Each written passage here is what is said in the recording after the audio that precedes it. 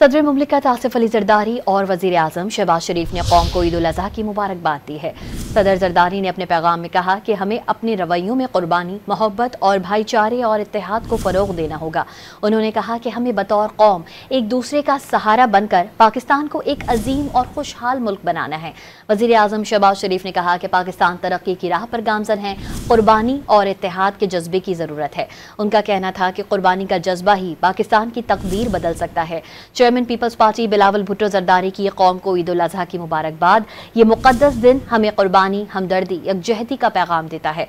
बिलावल भुट्टो जरदारी इक़दार इंसानों को जोड़ती एक मुनसिफाना पुरअमन माशरे की बुनियाद रखती है। बिलावल भुट्टो ईद उल अजहा दरअसल इसार के जज्बे के अहया का दिन है। बिलावल भुट्टो जरदारी ने पैगाम में मजीद कहा कि ईद उल अजहा मफादात को इज्तिमाई भलाई के लिए छोड़ने का नाम है। ईद उल अजहा ज़रूरतमंदों की मदद, मजलूमों के साथ खड़े होने का नाम है। पुरमसरत मौके पर गरीब नादार तबके को हरगिज़ न भूलें, खुशियों में शामिल करें। तरक्की पसंद, मसवात और मबनी पर फलाही पाकिस्तान के लिए पीपल्स पार्टी के अज़्म का इआदा